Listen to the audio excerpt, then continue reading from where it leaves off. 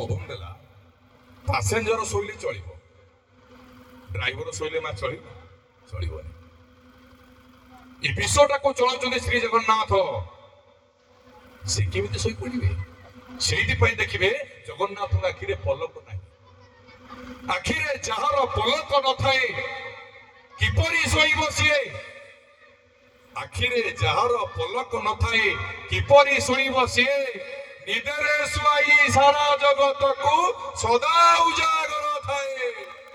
ଠାକୁରେ କହିଲେ ତମେ ସବୁ ଶୁଅ, ଉତ୍ତମାପୁରକୁ ମୁଁ ଜଗିଛି। ଉତ୍ତମାପୁରର ଯେତେ ଭକ୍ତ ମାନେ ଅଛନ୍ତି ସେ ସମସ୍ତେ ରାତିରେ ବିଶ୍ରାମ ନେବେ, ସମସ୍ତଙ୍କୁ ଜଗିବି ମୁଁ। ଏ ବିଶ୍ୱଟାକୁ ପ୍ରଭୁ ଚଳଉଛନ୍ତି ଆଜ୍ଞା। ଠାକୁରଙ୍କର ଗୋଟେ ଛୋଟ ନୀତିବାଣୀ କହୁଛି, ଆପଣ ମାନିବେ। 300 ଏପିସୋଡ ସିଦ୍ଧାର୍ଥ ଭକ୍ତିରେ ଆପଣ ମାନେ ଶୁଣିବେ। ଜୀବନରେ କାହାକୁ ଛୋଟ ଭାବିବେ ନାହିଁ। ଗୋଟେ ହର ମନ୍ଦିର ଥିଲା, ଶିବ ମନ୍ଦିର ଥିଲା। ମନ୍ଦିର ପାଖକୁ ଲାଗି ଗୋଟେ ଫୁଲ ଗଛ ଥିଲା। ଲୋକମାନେ ଯାଆନ୍ତି, ଫୁଲ ତୋଳନ୍ତି, ଶିବଙ୍କ ପାଦ ତଳେ ପିଅନ୍ତି। ଧୀରେ ଧୀରେ ଗଛଟା ବଡ ହେଇଗଲା, ଆଉ ଫୁଲ ତୋଳିବାକୁ ହାତ ପାଇଲାନି। କଣ କରିବେ ନା, ଗାଁ ଲୋକ ପାଖରେ ପଡିଥିଲା ଗୋଟେ ପଥରକୁ ଗଳେଇ ଗଳେଇ ଆଣି ଗଛ ମୂଳେ ଥୋଇଦେଲେ। ପଥର ଉପରେ ଚଢିକି ଫୁଲ ତୋଳିକି ଶିବଙ୍କ ପାଦ ତଳେ ପିଅନ୍ତି। ଯେତେବେଳେ ସବୁଦିନ ଯାଆନ୍ତି ଲୋକ, ପଥର ଉପରେ ପାଦ ଥୋଇକି ଫୁଲ ତୋଳିକି ପିଅନ୍ତି।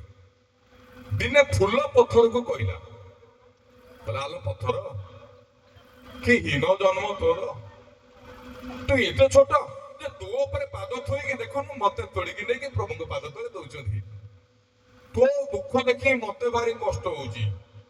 ଫୁଲ କହିଲା ପଥରକୁ, ତୋ ଦୁଃଖ ଦେଖି ମତେ କଷ୍ଟ ହଉଛି, ତୋ ଉପରେ ପାଦ ରଖୁଛନ୍ତି, ମତେ ହାତରେ ତୋଳିକି ନେଇକି ଦଉଛନ୍ତି। ହଁ, ତୁ ଯାହା କର୍ମ କରିଥିବୁ ସେ ପାଉଛୁ, ସେଥିରେ କଣ ଅଛି? ପଥର କହିଲା ଫୁଲ, କୋଉ ଜନ୍ମରେ କଣ କରିଥିଲି, ଏଇ ଜନ୍ମରେ ମୁଁ ପଥର ହେଇକି ଏଠି ଅଛି। ମୋ ଦୁଃଖ କେତେ ଦିନ ହବ ମୁଁ ଜାଣିନି, ହେଲେ ମନେ ରଖିଥିବୁ, କପାଳ ଲିଖନ କେକରି ବହାନ, ସଂଯୋଗ ବିଯୋଗ ବେନି, ଅଚେତ ଚେତନେ ଏ ବିଶ୍ୱ ଭୁବନେ ଚାଳନ୍ତି ନିୟମ। ହୁଏତ ମହାପ୍ରଭୁଙ୍କର ଇଚ୍ଛା ଥିବ ମୋ ଉପରେ ପାଦ ରଖିକି ଯାଉଛନ୍ତି। ଫୁଲ ହସୁଥାଏ। କିଛି ଦିନ ପରେ ଜଣେ ପଥର କାରିଗର ସେ ମନ୍ଦିରକୁ ଆସିଥାନ୍ତି। ମନ୍ଦିରରେ ତାଙ୍କ ପୂଜା ପାଠ ସରିକି ଫେରିଲା ବେଳେ ଦେଖିଲେ ଗୋଟେ ସୁନ୍ଦର ପଥରଟା ପଡିଛି ଗଛ ମୂଳରେ। ସେ ପଥରରେ ଗୋଟେ ଦେବୀ ମୂର୍ତ୍ତିଟେ ତିଆରି କରିଦେଲେ।